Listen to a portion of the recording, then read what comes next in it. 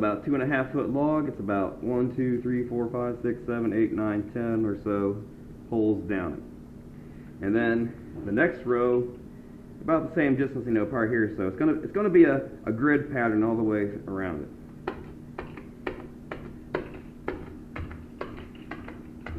Make sure you always keep this hand away from this hand. All right. I don't want you guys poking yourself. So just keep doing that all the way around.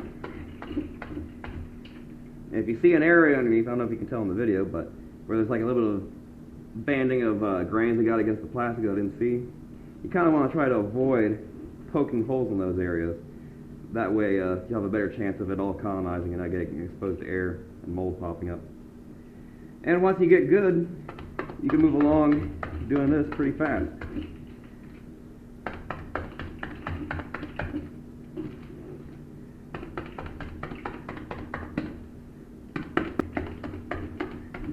Now, be careful too to notice that we don't have these arrowheads tightened down because there's a little nut in the back. So you'll lose one of the blades to it. So you might have to go back and look through which hole that doesn't have a third cut or whatever and find the blade. But make sure the nut is secure in the back.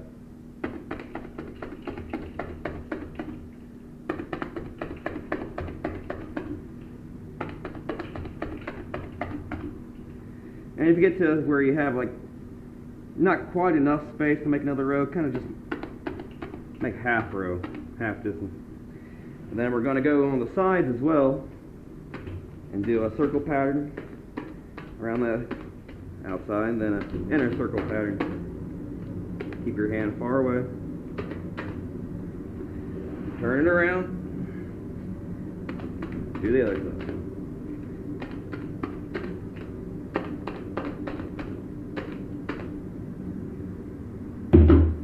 Alright, now we need to pull out all this excess straw you see in the holes.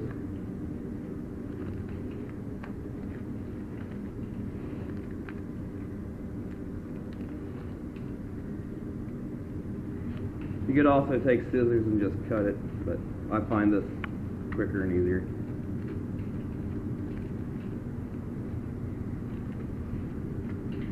Alright, it's good to go. We'll just put a date on it and plop it on a shelf, sit there with the rest of them.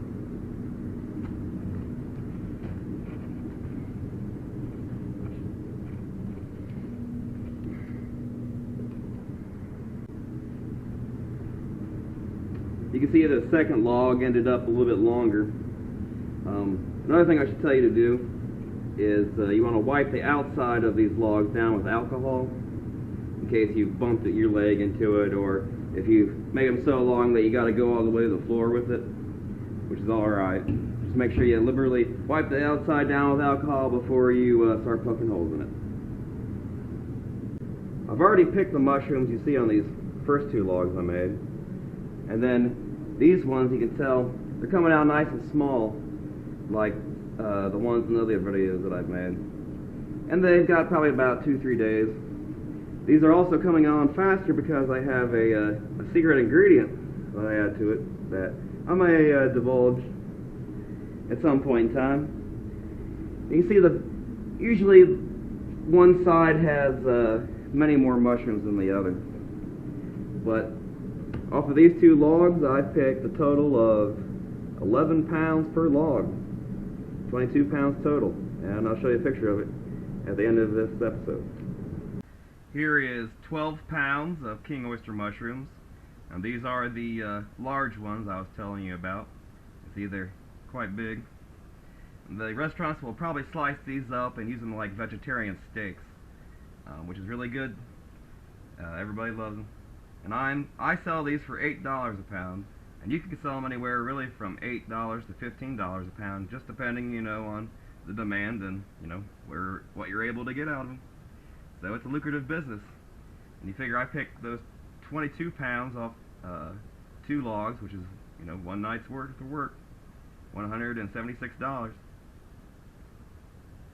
If you wanted, you could buy spawn from an online supplier right now and make these straw logs, but in the next video series I'm going to show you how to make your own grain spawn for making these king oyster mushrooms.